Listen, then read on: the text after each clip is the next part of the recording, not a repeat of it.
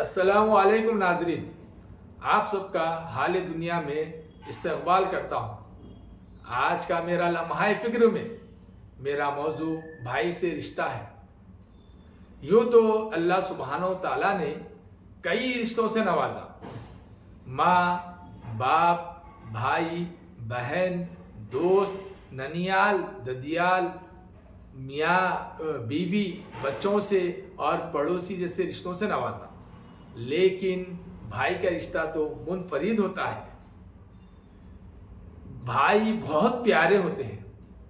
اگر ایک بھائی ناراض ہوتا ہو دنیاوی طور پر، اور اگر وہ بھائی پریشان ہو تو دوسرا بھائی ہی وہ درد محسوس کرتا ہے۔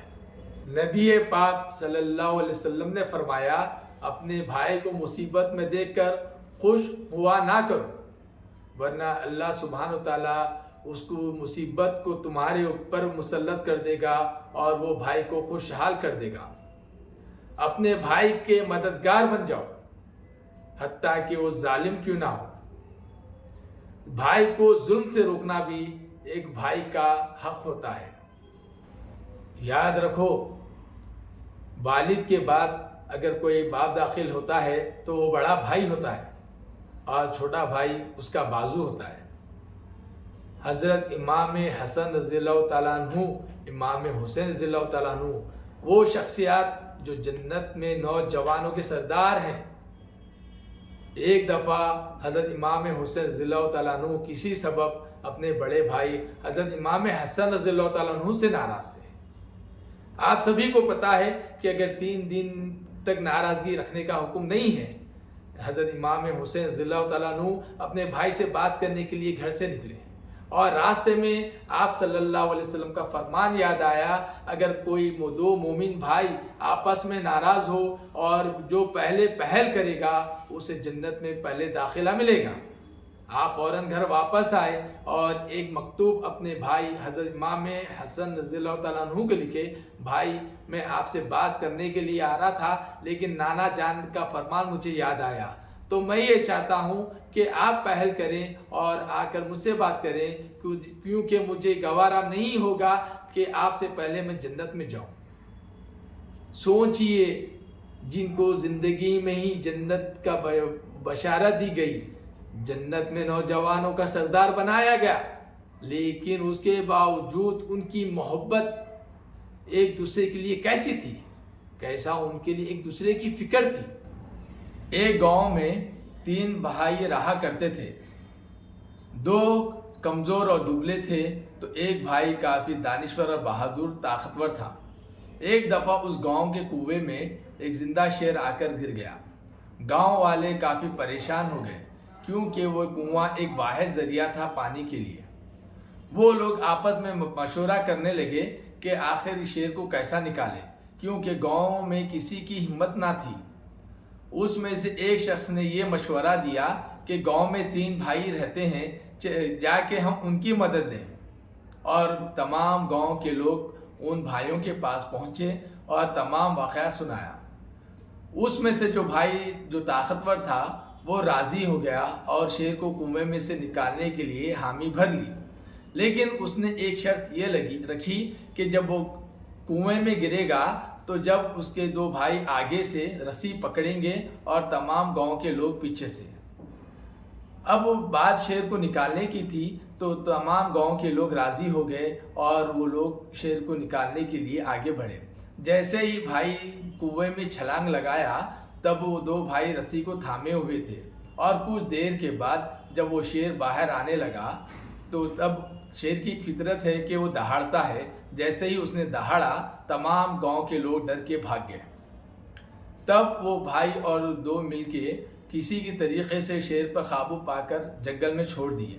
جب وہ واپس آئے، بڑا بھائی نے گاؤں کے لوگوں کو دیکھ کر مسکرایا اور کہا، اسی لیے میں نے کہا کہ آگے سے میرے 2 بھائی پکڑیں گے اور پیچھے سے آپ لوگ، کیونکہ مجھے پتا تھا کہ مصیبت آنے پر تمام بھاگ جائیں گے لیکن میرے بھائی نہیں بھاگیں گے۔ سوچئے کس طرح یقین تھا ایک بھائی کو دوسرے بھائی پر۔ لیکن آج دور حاضر میں ہمارے دل اتنے سخت ہو گئے کہ اگر بھائی پریشان ہو تو ہم اس کو نظر انداز کر دیتے ہیں، اس کو ہم اپنے معاشی طور سے دولت کے ترازو سے تولتے ہیں۔ کیا آپ کو وہ حدیث یاد نہیں ہے کہ ایک دفعہ ایک بھائی آپ صلی اللہ علیہ وسلم کے حضور پیش ہوا اور کہا یا رسول اللہ، میرا ایک چھوٹا بھائی ہے جو معاشی طور سے کمزور ہے اور میری آمدنی کافی زیادہ ہے، لیکن گھر کے جو اخراجات ہے اس میں میری جو پیسے ہے وہ زیادہ لگتے ہیں اور چھوٹے بھائی کے کم۔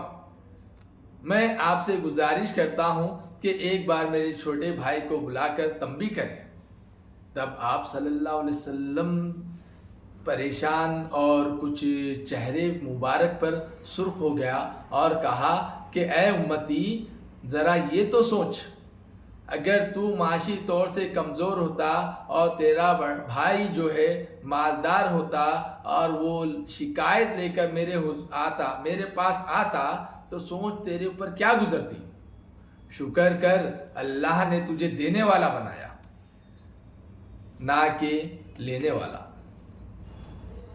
آج ہم وراثت کے معاملے میں لڑ رہے ہیں، ایک دوسرے کو نیچا دکھا رہے ہیں، نیتیں خراب کر رہے ہیں، ایک دوسرے کا حق مارنے کی کوشش کر رہے ہیں۔ یاد ہو کیا وہ دن تمہیں یاد نہیں جب تم چھوٹے ہوا کرتے تھے؟ جب تم گھر کے باہر نکلتے تھے تو کوئی شخص تمہیں تنگ کرتا یا ستاتا تھا یا ٹھوکر لگ کر جب تم گرتے تھے تو جب بڑا بھائی یا چھوٹا بھائی تمہارے لیے ڈھال بن کر آ کے ٹھہر جاتا تھا۔ کیا تمہیں وہ کربلا کا واقعہ یاد نہیں؟ کیا تم نے اس کربلا کے واقعے سے سبق حاصل نہیں کیا جب حضرت امام حسین رضی اللہ تعالیٰ عنہ اپنے 72 ساتھیوں کے ساتھ کربلا پہنچے، تب لشکر یزید نے آپ کو چاروں طرف سے گھیر لیا، آپ کا دانہ پانی تنگ کر دیا۔ تب حضرت امام حسین رضی اللہ تعالیٰ عنہ نے اپنے 72 ساتھیوں سے خطاب کیا کہ ہر طرف لشکر یزید ہے، اگر تم اپنے جان کو بچانا چاہتے ہو تو تم لوگ جا سکتے ہو، اور یہ کہہ کر آپ نے چراغ کو بجھا دیا اور پھر چراغ کو روشن کرنے کے لیے حضرت عباس رضی اللہ تعالیٰ عنہ کو آواز دی، اے عباس چراغ روشن کرو۔ کیا آپ نے اس واقعے سے نہیں سمجھا کہ امام حسین رضی اللہ تعالیٰ عنہ شاید 72 ساتھیوں میں کوئی ایک جا سکتا تھا، لیکن حضرت عباس رضی اللہ تعالیٰ عنہ آپ کا ساتھ نہیں چھوڑیں گے؟ کس طریقے سے امام حسین رضی اللہ تعالیٰ عنہ کو اپنے بھائی حضرت عباس رضی اللہ تعالیٰ عنہ سے محبت اور ان پر بھروسہ و یقین تھا۔ آج ہم نئے رشتے آتے ہی اپنے بھائی کے تقدس کو بھول جا رہے ہیں، حتیٰ کہ نئے رشتے میں اضافہ ہوتا ہے لیکن اپنے بھائی کی اہمیت کچھ اور ہی ہوتی ہے۔ یہ یاد رکھو، آج ہم وراثت کے لیے لڑ رہے ہیں، ایک دوسرے کے گلے پکڑ رہے ہیں۔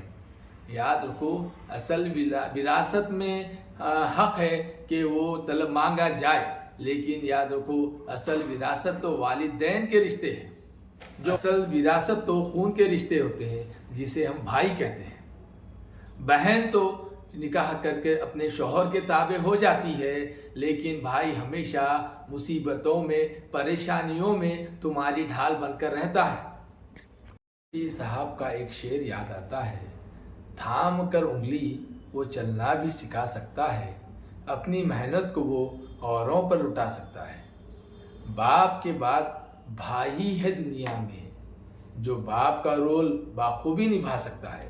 اگر میرا یہ پیغام آپ کو پسند آئے تو میری ہمت افزائی کیجیے، برائے مہربانی سبسکرائب کیجیے، لائک کیجیے اور شیئر کیجیے۔ شکریہ۔